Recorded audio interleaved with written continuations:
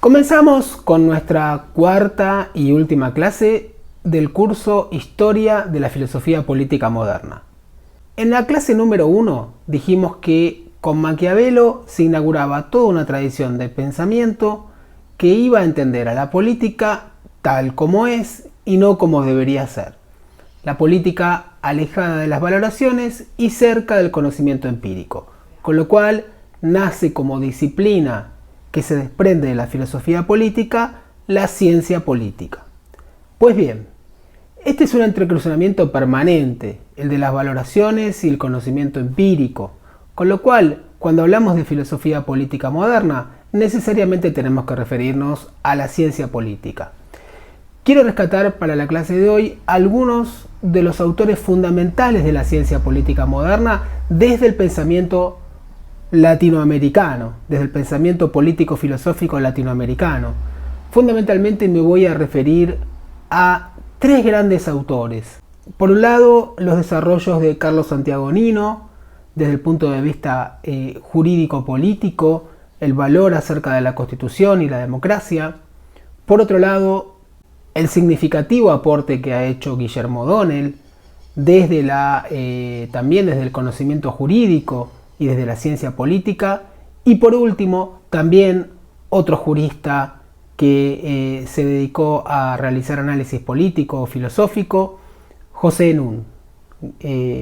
Carlos Santiagonino, Guillermo O'Donnell y José Nun van a ser los autores que trataremos durante esta última clase. Y, por supuesto, para cerrar las reflexiones que venimos realizando, la actualidad, el entrecruzamiento entre el análisis político e Internet, ecosistema digital, redes sociales, cómo pensar la política desde hoy, desde nuestras realidades. Este es el desafío de esta clase. Comencemos. Suele pensarse que la historia de las ideas políticas mantiene una controversia con la ciencia política, por cuanto la primera es teórica y la segunda empírica. Sin embargo, hasta que la ciencia política empírica no se afirmó en los Estados Unidos a partir de la década del 50 del siglo XX, la mayoría de los historiadores de las ideas pensaban que examinar los clásicos podía enriquecer a la ciencia política, es decir, proveer a esta de conceptos y categorías útiles para su desarrollo. Se va a dar una controversia en este punto. David Easton, en su diagnóstico sobre el empobrecimiento de la teoría política, va a decir que la historia de la teoría política se ha reducido a una forma de análisis histórico que vive de ideas del pasado, renunciando al rol de crear conocimiento y crear nuevos marcos valorativos. Entonces, para Easton, la historia de las ideas políticas había renunciado a la tarea de construir una teoría sistémica sobre el comportamiento de las instituciones políticas. Esta posición de Easton fue criticada por otros historiadores de las ideas. El filósofo Leo Strauss sostuvo en su famoso What is Political Philosophy de 1959 que el estudio del pensamiento político del pasado ha sido de singular importancia para un entendimiento apropiado de los fenómenos políticos. El estudio de los fenómenos políticos se nutre de la historia, se nutre del conocimiento histórico. Es más, ilumina y tiene capacidad de solucionar también problemas políticos contemporáneos. En este sentido, la tentativa de la ciencia política moderna de separar hechos de valores es imposible, dice Leo Strauss, y cae en una trivialización del análisis político más que en una estación nueva superior.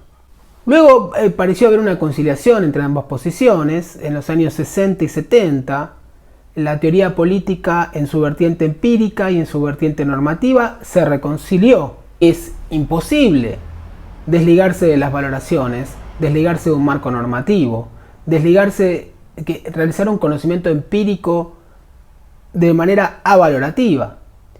Y por eso traigo a colación a estos tres grandes autores. Cuando ellos pretenden medir determinadas realidades que hacen a la construcción del Estado-Nación, están valorando.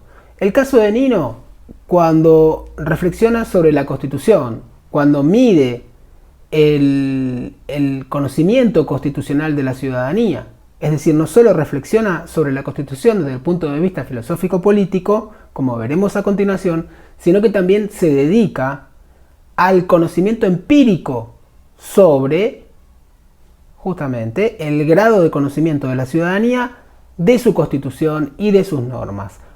En el caso de O'Donnell, va a hablar del Estado burocrático autoritario en contextos dictatoriales y va a hablar de la democracia delegativa en la década de los 90 en Latinoamérica. En el caso de Nunn, también se va a preguntar va a realizar una pregunta filosófica. ¿La democracia es el gobierno de los políticos o es el gobierno del pueblo? Y a partir de su conocimiento empírico, intentará dar algunas respuestas. Nino reflexiona sobre el significado de la Constitución. El presupuesto filosófico-político o ficción jurídica del contractualismo es el siguiente. El pueblo, en el ejercicio pleno de su soberanía, se da una carta magna. De allí parte Nino, para decir que la Constitución es, citando a Alberdi, la carta de navegación para guiar los destinos del país, ya que establece un conjunto de reglas de juego básicas para el funcionamiento de la sociedad. Ahora bien, Nino dice, los procedimientos y valores que contiene la Constitución deben ser internalizados y compartidos por la sociedad. La Constitución es el orden superior del ordenamiento jurídico, la Constitución debe ser suprema. Nino entiende a la democracia como un ideal moral. La justificación de la democracia es para Nino su carácter deliberativo, y allí se acerca a las posiciones de Habermas sobre democracia deliberativa que vimos la clase pasada. Se trata de un ideal moral en el cual, sin límites de tiempo, con plena información y con la decisión de perfeccionarse en la discusión hasta alcanzar un acuerdo unánime, los miembros de una sociedad fijan las bases para organizar su vida en común. Bajo la idea de la toma de decisiones imparciales, la misma crece en la medida en que sean más los puntos de vista incorporados en el proceso de toma de decisiones. Todos los individuos potencialmente afectados por el proceso de toma de decisiones participan del mismo. Y este proceso de discusión pública debe ser racional. Recordamos lo que decía Habermas y repite Nino. Cada una de las propuestas deben ser fundadas por razones que todos los demás puedan revisar y desafiar de un modo apropiado.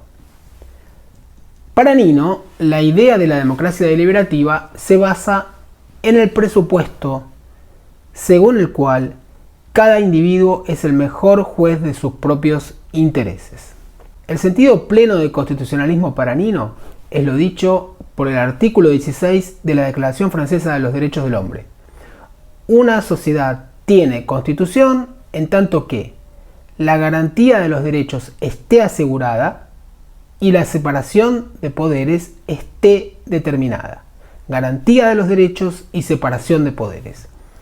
Estas son las exigencias que definen que el concepto de la democracia constitucional o liberal para Nino tiene dos principales componentes, el participativo y el liberal, a raíz de una asimilación entre las ideas de Rousseau y Locke, el ideal de un proceso político de diálogo participativo y el ideal liberal de un gobierno limitado, es decir, el ideal de que toda la gente afectada por un proceso político tenga intervención en dicha decisión, y este es el ideal de la voluntad general rousseauiana, y el ideal liberal de un gobierno limitado, de la división de poderes, según el cual aún la mayoría debe detenerse frente a los intereses protegidos.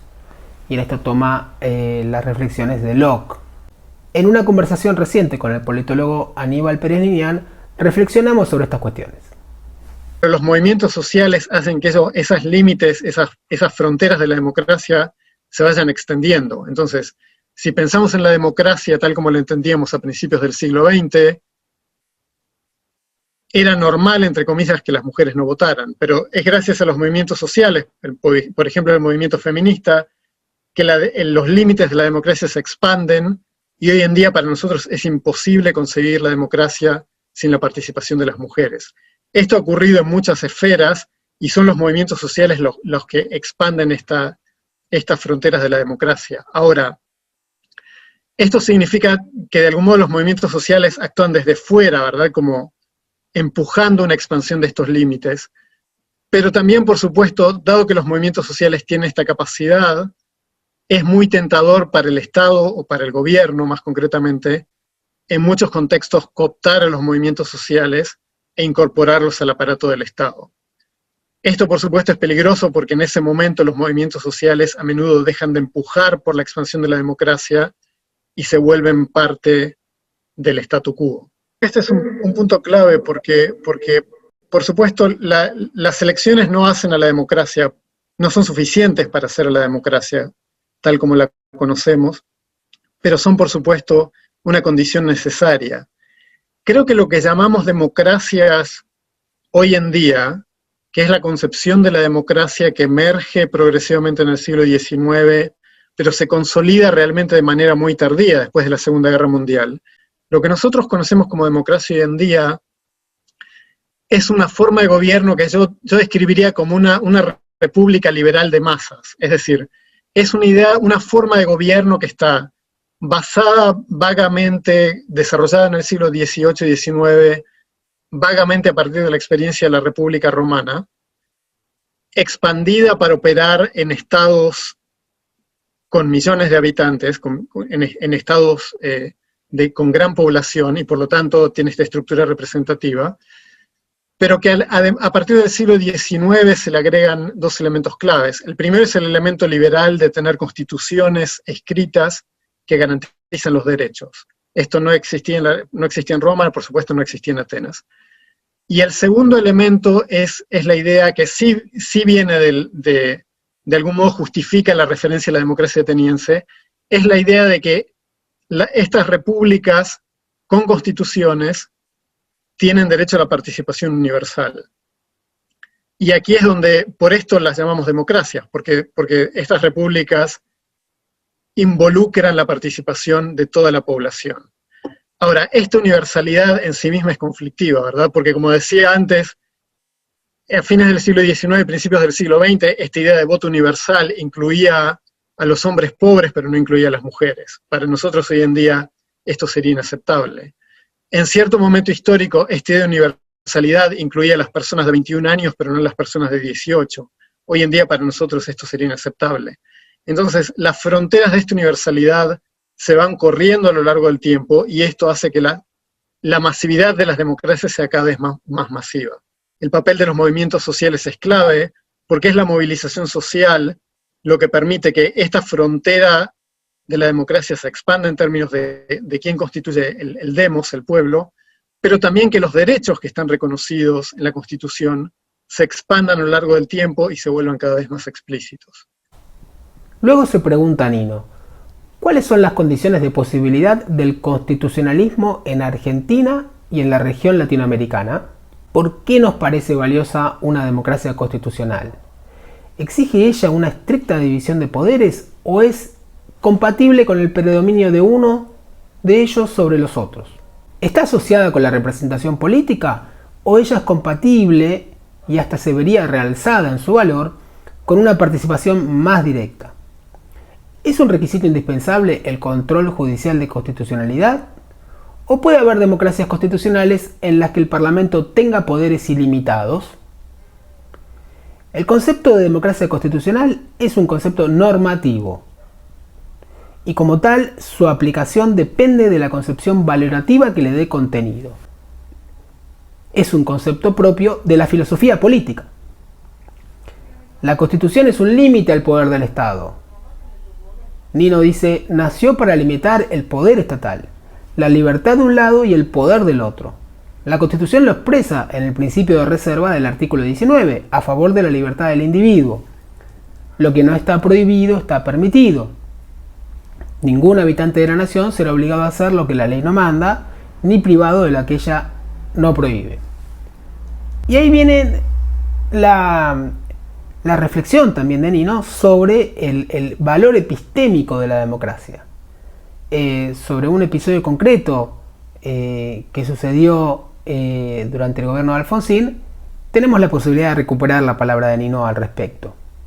Carlos Nino, coordinador del Consejo para la Consolidación de la Democracia, y nos estamos preguntando en estos momentos si los instigadores de estos saqueos en supermercados son pasibles de ser juzgados a través de la Ley de Defensa de la Democracia. La Ley de Defensa de la Democracia tiene distintas figuras penales. La figura central, que es relevante para estos casos, prevé una agravante de cualquier delito que se cometa, puede ser desde daño, hurto, homicidio, etcétera, cuando ese delito ponga en riesgo la estabilidad del orden constitucional. Entonces, a partir de esto, no necesitaría conversarse o llegarse a un acuerdo para que se aplique esta ley. Esta ley se aplica de hecho. Se aplica automáticamente, lo tiene que pedir la calificación correspondiente el fiscal y, por supuesto, depende de la decisión del juez que sea aplicable o no, de acuerdo a su apreciación de que los hechos en cuestión puedan contribuir o no a debilitar el orden constitucional. Esto es una cuestión enteramente judicial, no depende de la actividad de los órganos políticos. Y en este caso se podría encuadrarse entonces todos estos instigamientos a asaltar supermercados en este punto. Podría encuadrarse, habría que ver cada hecho en concreto. La justicia no opera en abstracto, sino que ve en cada hecho de acuerdo a sus circunstancias, al contexto en que haya cometido, pero así a priori podría efectivamente encuadrarse la Ley de Defensa de la Democracia. Y ahí viene la relación entre Estado y Derecho formulada por Bobbio, o la tendencia a la identificación del derecho, entendido como ordenamiento coactivo, con Estado, entendido como el aparato a través del cual los detentadores del poder legítimo ejercen su dominio. El derecho es un ordenamiento normativo, es decir, un conjunto de normas de conducta destinadas a regular relaciones sociales, familiares, económicas, políticas y de otra índole, así como la reglamentación de la sanción a la violación de ellas. A partir de Hobbes, el fin siempre proclamado de mantener el orden y la paz social.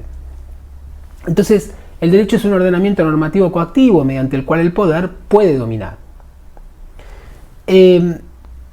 Porque el carácter específico del ordenamiento normativo del derecho respecto de otros ordenamientos normativos, como puede ser la moral social, la costumbre, los juegos, los deportes, etc., consiste en que el derecho, en última instancia, recurre a la fuerza física para obtener el respeto de sus normas. Es por eso que el derecho es un instrumento mediante el cual las fuerzas políticas que poseen el poder legítimo ejercen su dominio.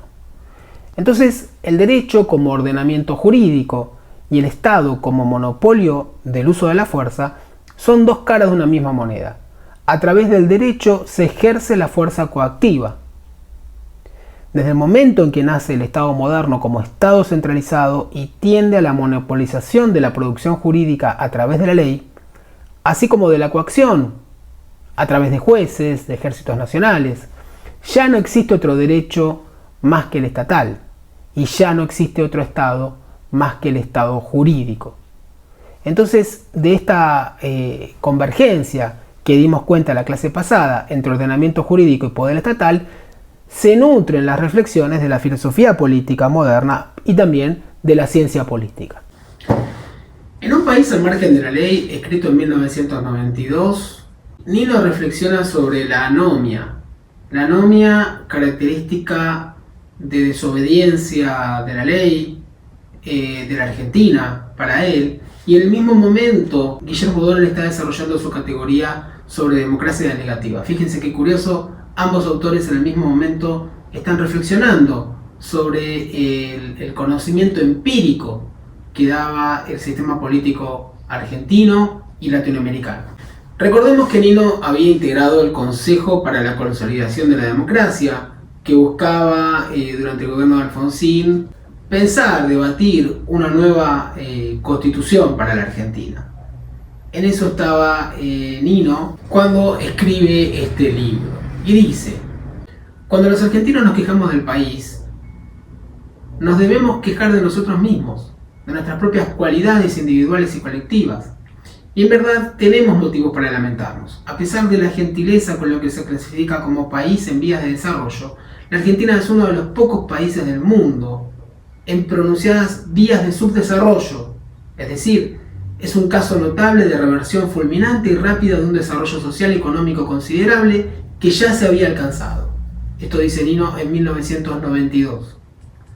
El subdesarrollo económico, va a decir Nino, tiene que ver con un subdesarrollo cultural y fundamentalmente de cultura jurídica. Por eso él habla de la anomia boba, como anomia que nos perjudica a todos. La desobediencia a la ley nos perjudica a todos. Y entre ellos, entre estos factores, Nino señala a la forma hiperpresidencialista de gobierno, que tuvo un impacto cierto en la inestabilidad política asociada con la reversión del desarrollo. Y sobre esto, entonces, también va a reflexionar Guillermo O'Donnell. Cuando Guillermo O'Donnell, en 1991, elabore su concepto democracia delegativa, va a estar hablando de lo mismo, ¿no? De un hiperpresidencialismo, que él no solo lo ve en Argentina, sino que también lo está midiendo en Brasil, con el caso de Collor de Mello, la primera presidencia de Alan García en Perú. ¿Y qué va a decir? Va a decir que la democracia delegativa tiene ciertas características. Este es un modelo que propone Guillermo O'Donnell a partir del conocimiento empírico y que ha tenido enorme repercusión en la ciencia política, ¿no? La democracia delegativa, dice O'Donnell, expresa y ejecuta una manera de concebir y ejercer el poder político sustentado por algunos presidentes y colaboradores. Suele ser compartida, al menos temporalmente, por importantes franjas de la opinión pública. Es democrática, dice O'Donnell, por dos razones principales. Una es su legitimidad de origen, es decir, su surgimiento de elecciones razonablemente libres y competitivas. La otra es que durante ellas se mantienen vigentes ciertas libertades políticas básicas como la de expresión, reunión, prensa, asociación, libertades que tienen que ver con la protesta también callejera. No es por tanto ajena a la tradición democrática, pero es menos liberal y menos republicana que la democracia representativa. Esto implica que no reconoce límites constitucionales legales de los poderes del Estado que esas dos corrientes postulan. La tendencia resultante de la democracia deliberativa es la transgresión o extralimitación de las fronteras institucionales legalmente establecidas. Y esto se agudiza en situaciones de crisis. Es decir, es una democracia que no admite control. No admite un control político ni admite un control judicial de esos actos de gobierno. Por esto mismo, dice O'Donnell, es frecuentemente mayoritaria.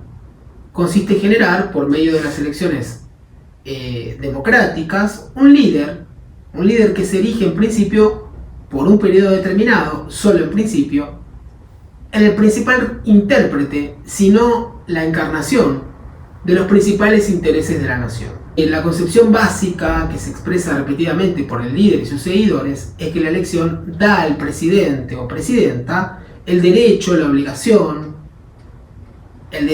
obligación de tomar las decisiones que mejor le parezcan para el país, sujeto solo al resultado de futuras elecciones presidenciales. En consecuencia, esta autoconcepción y las prácticas de poder resultantes consideran un estorbo, entre comillas, indebido, la interferencia de instituciones que ejercen diversos aspectos de control sobre el poder ejecutivo. Primero, incluyendo los otros dos grandes poderes del Estado constitucional, el legislativo y el judicial. Allí se gobierna por decreto y suelen ser inadmisibles todo tipo de controles judiciales, controles de constitucionalidad.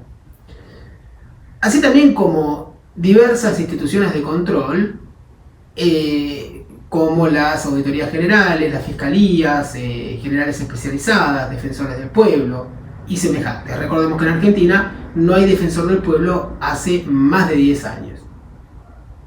Existe el cargo nominalmente, pero no hay ninguna persona designada por el Congreso de la Nación. Esto lleva a esfuerzos por anular, cooptar y o controlar esas instituciones. El éxito de esos intentos depende de relaciones de fuerza, variables de caso en caso y dependiendo de periodos.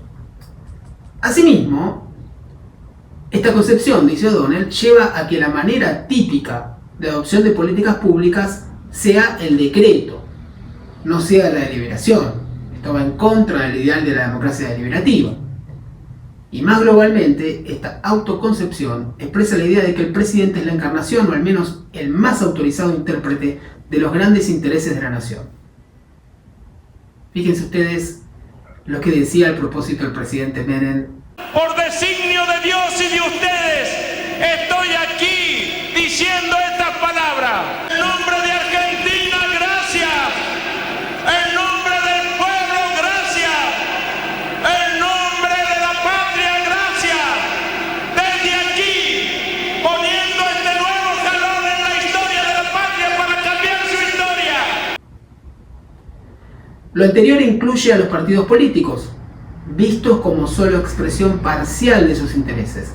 De ahí que él o la presidente sea movimentista, es decir, lo que dirige no es un partido o una facción, sino un movimiento que contiene o expresa más partidos que uno y diversas organizaciones sociales y paraestatales, y que puede expresar diversas orientaciones ideológicas, que además se entronca con la idea de Nino, porque tiene que ver con, una forma de entender a la democracia constitucional al margen de los límites, de los controles.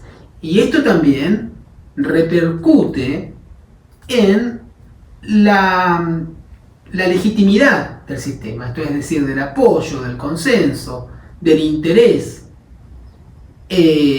ciudadano sobre sus instituciones, sobre sus normas. En estudios actuales, el profesor Hernández ha medido esta cuestión y en un diálogo que he tenido con él lo expresa de esta manera. Decía recién al doctor Hernández que estamos muy, muy honrados de que comparte este espacio con nosotros, que no tiene otra intención más que la de difundir la Constitución, sus articulados, hablar con los convencionales constituyentes es un capítulo de ese proyecto. Está haciendo una tarea de docencia cívica que es absolutamente esencial para la Argentina. Nosotros atravesamos problemas complejos en cuanto a la cultura constitucional, a la cultura democrática, a la cultura política. Entonces, en la encuesta de cultura constitucional que yo he dirigido con criterio interdisciplinario y que ya me llevó a hacer 2 encuestas de cultura constitucional publicadas como libro, la primera del 2004, dirigido esto por el politólogo Sobato, el sociólogo era Manuel Money Araujo, yo era el constitucionalista. Esto fue publicado como libro, lo hicimos en 2004, la encuesta 2005 publicada como libro por la Universidad Autónoma de México, porque era parte de un estudio americano sobre cultura constitucional.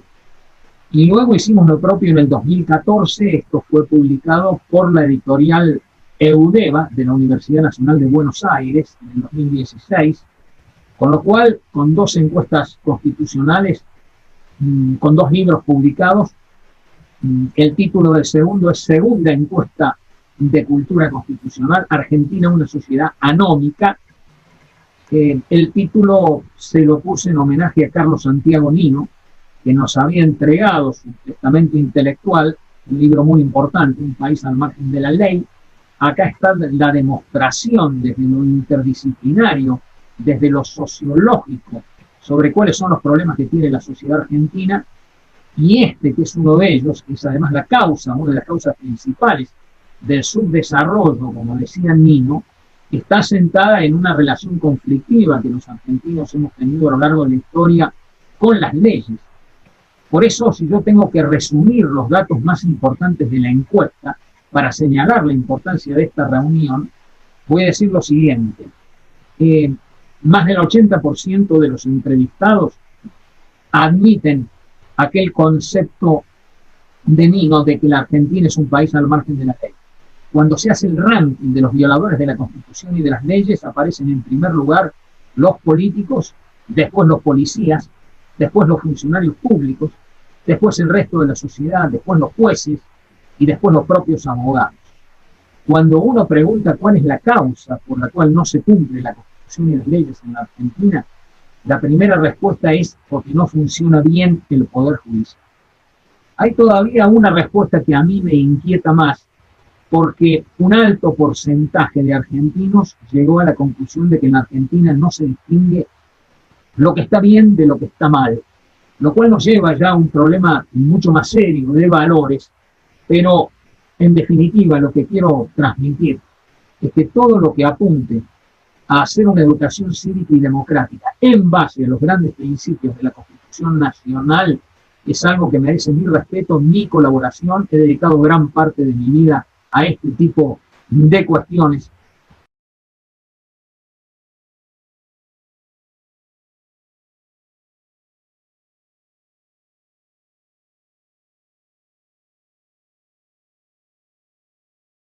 Hay que saber que la política tiene dos fases. La fase agonal, de luchar por el poder, de conservarlo, etcétera. En eso somos expertos.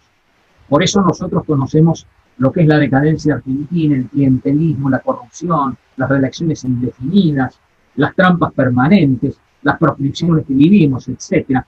Y además la calidad institucional que tenemos, una democracia delegativa en vez de una democracia deliberativa, y una democracia esencialmente corporativa, donde bien nosotros conocemos que no ocupa el Congreso el centro de la escena y del debate nacional, sino que muchas decisiones se toman en base a lo que significa la patología del hiperpresidencialismo.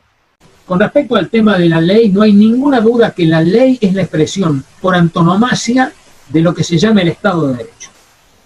Así que no hay ninguna duda de que lo que hay que hacer en un Estado en serio es cumplir la ley.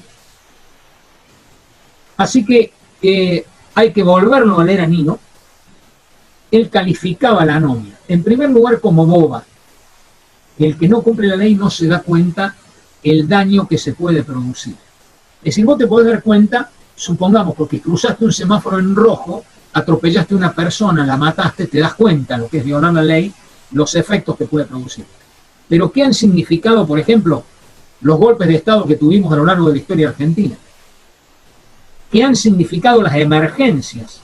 Nosotros vivimos de emergencia en emergencia. Nosotros tenemos 100 años de emergencia continua, por ejemplo, en materia económica. Así que, en definitiva, ¿qué significa eso? ¿Qué significa para la destrucción del Estado de Derecho? ¿Qué significa para el futuro económico del país, para el desarrollo económico, para la posibilidad de que haya inversiones, si acá no hay garantías? Volviendo a Nino, va a decir que él quiere llamar la atención sobre una causa determinante entonces del subdesarrollo argentino o del desarrollo del subdesarrollo. Y él dice, me refiero a la tendencia recurrente de la sociedad argentina y en especial de los factores de poder, incluidos los sucesivos gobiernos, a la anomia en general y a la ilegalidad en particular, o sea, a la inobservancia de normas jurídicas, morales y sociales. Dice Nino, es realmente sorprendente que no obstante la visibilidad de la tendencia argentina hacia la ilegalidad y la estrecha vinculación entre anomia e ineficiencia, y entre esta y el subdesarrollo, ella no ha sido señalada hasta ahora por politólogos, historiadores y economistas como un factor significativo para dar cuenta del subdesarrollo argentino. Esta tendencia a la anomia, o más específicamente a la ilegalidad, está involucrada en buena parte de los factores que se señalan como relevantes para explicar la involución del desarrollo argentino. Uno de los errores en que se suele caer en la explicación de esa reversión consiste en ignorar la posibilidad de que su generación causal sea gradual y parcialmente circular. La tendencia a la anomia, para Nino, es en sí misma generadora de bajos grados de eficiencia y productividad social que subyacen a situaciones de su desarrollo. Tenemos un panorama en el cual Nino está reflexionando sobre la efectiva vigencia de la Constitución y su no vigencia a partir de la anomia, como factor causal de su desarrollo fundamental.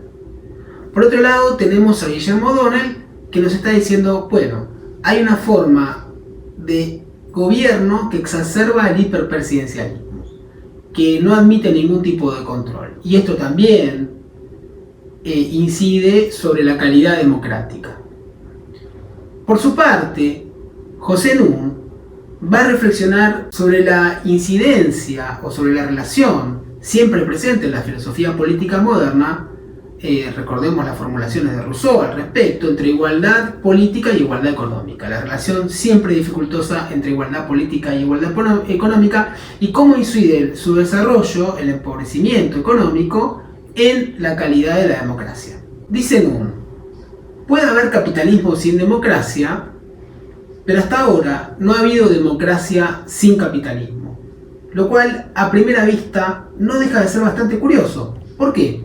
Porque el capitalismo y la democracia no son, por definición, sistemas necesariamente complementarios.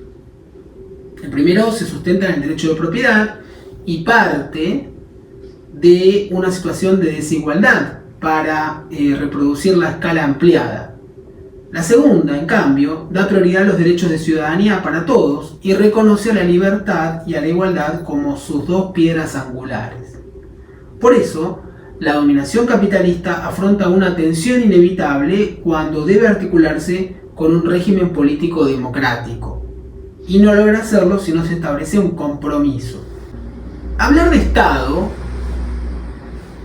para Nun, nunca es hablar de un dato, sino de una construcción, de un artefacto cultural que aparece a la vez como el producto y expresión de determinados conflictos y tradiciones cristalizados en conjuntos históricamente específicos de instituciones y prácticas. Volvemos al tema de las prácticas. De ahí el papel que han jugado los intelectuales en elaborar la teoría de su soberanía o en establecer articulaciones con la sociedad civil, y sobre todo en erigirlo en Occidente durante los últimos 2 siglos en el portador de proyectos colectivos que, según momentos y lugares, se condensaron en el nacionalismo, en la modernización, en la justicia social, en el desarrollo. Decir Estado, entonces, connota siempre experiencias particulares. Si el Estado es una construcción, otro tanto ocurre con la ciudadanía. De ahí que no haya ningún principio universal que pueda dictar sus contenidos. Todo depende de las tradiciones y de los marcos institucionales de cada país, y en especial de la visión de la política que resulte dominante. Entonces Nun se refiere a la problemática de la exclusión social, a la generación permanente de nuevos pobres, a la marginalidad, a la indigencia. Y dice Nun: hace falta que la viabilidad democrática se vuelva verdaderamente atractiva para las mayorías. Y la única manera de lograrlo es apostando fuerte a una democracia de alta intensidad, que no figura en los planes de las grandes burguesías vernáculas y extranjeras. Pero esto exige que la lucha contra la desigualdad sea asumida como primordial. La lucha contra la desigualdad como primordial. Imagínense ustedes que una persona que vive de su salario o que tiene dificultades para sostenerse, ¿qué valor le puede dar a la democracia en tanto su heladera esté vacía? Podría ser una gran pregunta. Escuchemos al profesor Nun reflexionando sobre estas realidades latinoamericanas. De los personalismos, que en Argentina, debemos decir, tiene una larga tradición. Y entonces los personalismos consisten en que aparecen señoras o señores iluminados que dicen: síganme, porque yo sé a dónde los voy a llevar. En otras palabras, la voz del pueblo se transforma en la voz de estos señores o señoras. Y esto es muy, muy negativo para el país, porque se discuten muy pocas ideas y en realidad un votante racional, o mínimamente racional, debiera contar con un diagnóstico de la situación y una propuesta de cómo se resuelve lo que está mal. Y eso es lo que no se halla, lo que no se encuentra. El Plan Marshall, 1947, así llamado por el nombre del secretario de Estado de esa época, dirigido a 19 países, tuvo un monto total pagadero en 5 años de 13.000 millones de dólares. La mitad era donación y la mitad era préstamos condicionados a que compraran productos americanos. Si uno actualiza los 13.000 millones de dólares, a valores de hoy equivalen a alrededor de 150.000 millones de dólares. O sea, si estamos diciendo que hay 500.000 millones de dólares fugados, quiere decir que la Argentina se ha rifado más de 3 planes Marshall destinados a 19 países. Esto da una indicación de la potencia enorme de este país, del potencial que tiene, como en el viejo chiste, que cuando le dijeron a Dios, se te va la mano porque estás poniendo demasiadas cosas buenas en ese país, o esperate que voy a poner los argentinos. Digo, porque es increíble que esta sangría lo tendría a un país como Paraguay, como Bolivia, o incluso como Chile, navegando en alta mar. No se incentiva la lucha contra la corrupción. Si lucho contra la corrupción, primero que no luce, el público no se entera, entonces no me da réditos, y en cambio me puede dar inconvenientes, me puede producir inconvenientes. ¿Y usted lo sintió así en el paso por la gestión? A pesar de lo cual, hasta el último día limpié todo lo que estuvo a mi alcance.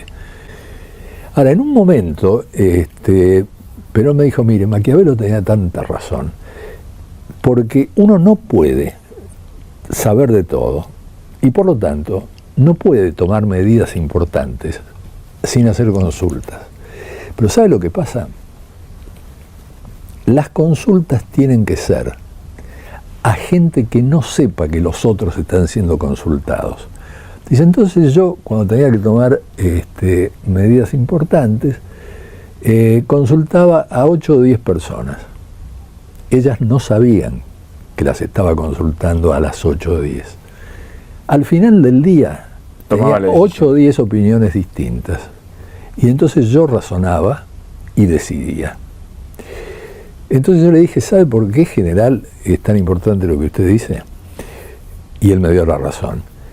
Porque un experto sabe de ciertas cosas, pero cuando está obligado a responder ante consultas específicas, apela a lo que sabe como experto, pero sobre todo apela a su sentido común, a su experiencia, a lo que ha vivido, a su práctica, a lo que ha leído, que no necesariamente tiene que ver con su área de experiencia.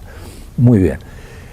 Entonces lo que usted estaba haciendo era consultar el sentido común de distintos expertos, además de su sabiduría específica o conocimiento específico sobre el tema. Me dijo, exactamente. En definitiva, José Nun lo que nos va a decir es que la desigualdad y la marginalidad es un factor determinante en la calidad democrática. Llegamos a nuestra etapa, la etapa de las redes. Se ha dicho que una nueva generación recorre América Latina y se incorpora a la política, es la generación Z. Son los que nacieron en el siglo XXI y no conocieron el mundo sin internet, ni las relaciones interpersonales sin redes sociales. Las elecciones presidenciales hoy se construyen con mecanismos y formas de sociabilidad en la red y desde la red. No podemos en este curso omitir estas realidades. Un universo gigante y en expansión, al que las vías tradicionales de comunicación les resultan como mínimo alternativos o directamente ajenas. Las redes sociales se han convertido en una presencia permanente en la vida de la mayoría de los ciudadanos y a su vez las redes sociales son cada vez un canal de comunicación permanente entre sociedad y Estado. Vivimos en un mundo donde estamos obligados continuamente a tomar decisiones, pero cada vez tenemos menos capacidad para decidir. Es una mierda. Nos dicen que votando podemos cambiar las cosas, pero después lo que decide es la pasta y punto. Muy bien dicho, Berta, la economía. Pero no hay un debate activo que comprometa a la ciudadanía. Y además, la política se ha convertido en un espectáculo. ¿Sí o no? Sí, ahora todos los partidos tienen Facebook y Twitter. Sí, para ganar votos solo hay que montar un show al estilo Donald Trump. Sí, exacto. Pero la política ha sido siempre igual, ¿no? Antes de las elecciones los políticos van a los mercados a saludar. Hola, ¿qué tal? Vótame. Hola, ¿qué tal? Vótame. Buenos y todo. Desde luego, tío, y cogen el metro y todo. Son unos hipócritas. Por eso, hacer política hoy en día se ha convertido en el arte de aparentar, de dar la mejor imagen, la más positiva, como la imagen que se quiere dar hoy del Instituto Ángel Guimerá. ¿Quién me recuerda lo que dijimos en la última clase sobre Bauman? Yo mismo. Dijiste que, según Bauman, la política se ha convertido en una mercancía y que la cultura del espectáculo ha hecho que los líderes políticos se aferren al show business. Y que ahora lo que importa son las campañas mediáticas, cómo se vende el mensaje y qué imagen se da. Correcto. Estamos hoy así en lo que podemos denominar como ecosistema digital.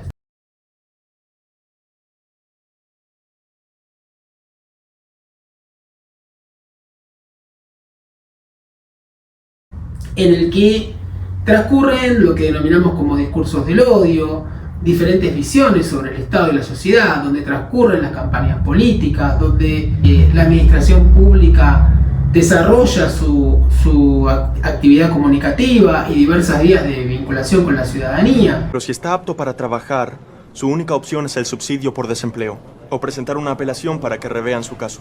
¿Puede darme un formulario para ese subsidio por desempleo y otro formulario para presentar la apelación? Tiene que hacerlo en línea, señor. No sé hacer eso. Funciona así, o puede llamar por teléfono. Escuche, deme un pedazo de tierra y le levanto una casa, pero jamás usé una computadora. Ahora trabajamos de manera digital. Otra vez. Todo el tiempo me dicen eso por teléfono. Trabajamos de manera digital. Pues yo trabajo con un lápiz. ¿Qué hago si no puedo usar una computadora? Hay un número especial para las personas con dislexia. Bueno, ¿me lo puede dar? ¿Sí? Con las computadoras soy disléxico. Lo encontrará en internet, señor. Ahora le pido que se retire. A menos que tenga una cita. Un ecosistema digital también que pone en duda la soberanía estatal. Recuerden, desde la primera formulación de Hobbes del Estado como soberano, podríamos sostener esta afirmación dentro del ecosistema digital que está regulado tanto por poderes públicos como poderes privados.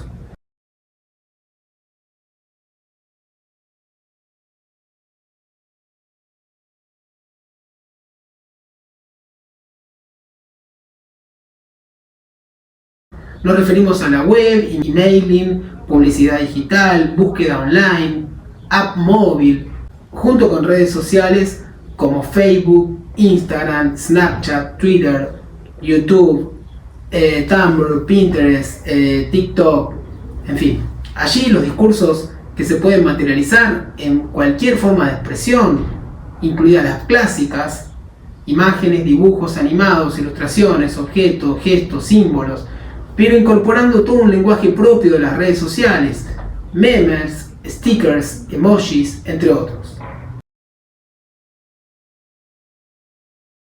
Los entornos digitales parecen más predispuestos a la proliferación de ofensas, tonos exagerados, provocativos, actitudes irrespetuosas, discriminatorias, condicionados fuertemente la forma en que nos relacionamos con otras personas.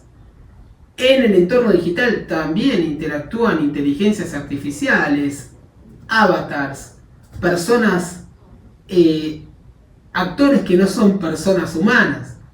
Todo esto nos desafía a repensar estas viejas categorías: constitución, democracia, república, ciudadanía, a la luz del entorno digital.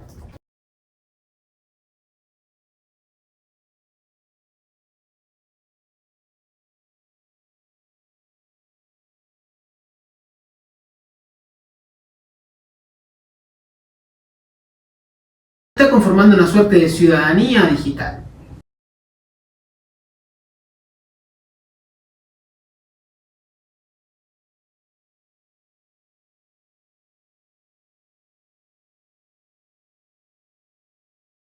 Que cuestiona los límites tradicionales del Estado, su poder soberano. La ciudadanía digital no está en ningún lado y está en todas partes, con fuentes principalmente anónimas o con seudónimos. A su vez, quienes interactúan en las redes no solo consumen contenidos, sino que los pueden producir y los producen. Son proconsumidores. Hay todo un lenguaje específico en las redes. Hoy hablamos de whatsappear, googlear, tuitear. Hay influencers, celebrities, youtubers, instagramers, tiktokers, blogueros. A su vez, el ecosistema digital está caracterizado por el hiperestímulo, la sobreexposición a contenidos digitales que disminuye el contacto interpersonal.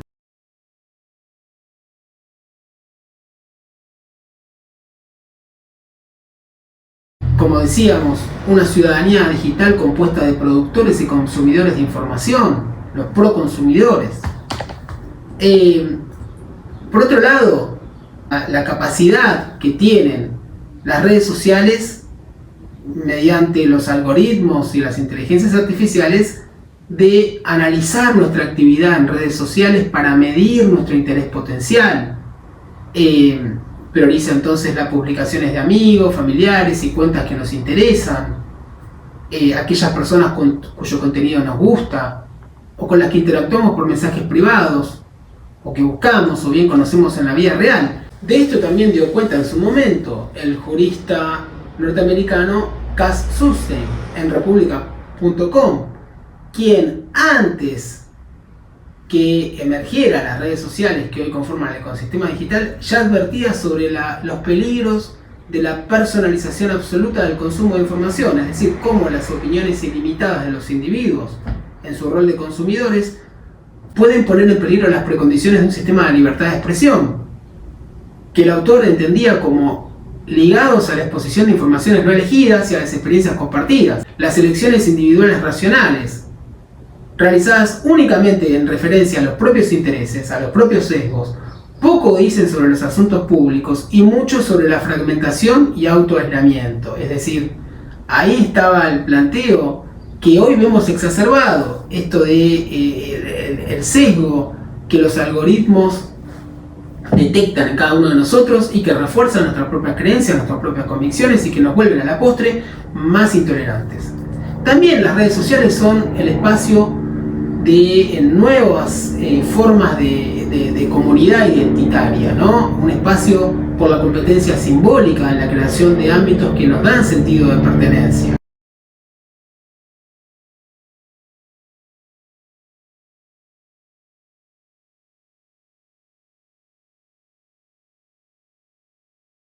En un sentido de pertenencia muy distinta a la tradicional, a la pertenencia interpersonal en un lugar determinado, como podía ser en su momento un club, una unidad básica, un comité, un ámbito territorial en el cual nos encontrábamos con otras personas en base a un interés común. También está la cuestión de la desigualdad y la marginalidad, en la que pensaban nuestros autores de hoy, que tratamos el día de hoy, Nino, O'Donnell y Nunn, aplicada a lo digital, y hoy hablamos de brecha digital. La universalidad de la ciudadanía digital está en cuestión. La brecha digital se produce cuando es desigual la inclusión de la ciudadanía en el acceso a las tecnologías de la información y la comunicación, tanto desde el punto de vista geográfico, esto es desigual distribución geográfica de la conectividad, como desde el punto de vista social. Falta de conectividad en pueblos originarios, por ejemplo, localidades rurales, sectores desventajados, como también de uso. Aún teniendo conectividad, hay carencia de habilidades digitales, carencia de tiempo, carencia de motivación. También estamos hablando de la comunicación política y la cibermilitancia. Las estrategias de comunicación política en redes sociales están asentadas en la capacidad de recolectar datos, opiniones, sentimientos, emociones de los usuarios para luego organizar y reproducir esos contenidos ideológicos en las redes sociales e internet. Y ahí tenemos en cuenta variables como el número de seguidores, las publicaciones con videos, publicaciones con fotos, publicaciones con imagen de diseño propio, publicaciones con emojis, memes, stickers, vínculos a otros perfiles, hashtags, likes, comentarios, réplicas, entre otros. También estamos hablando de cibercultura y educación digital. Esto es, el entorno digital es valorado por la posibilidad de ver y leer opiniones distintas, con la potencial multiplicidad de miradas sobre un tema, pero se trata de un espacio harto complejo y las posibilidades de acceder a información veraz y diversa se achican cuando no se tienen las habilidades para la verificación de la fuente de información, sean oficiales u otro tipo. Y ahí vamos al tema de los discursos del odio, a la polarización, a la desinformación. Y también está el tema de la regulación, que atañe a la filosofía política del Estado. ¿El Estado debe regular las redes sociales o es el mercado quien debe regularlos? Esto ya excede los límites de este curso, dejo planteada la cuestión.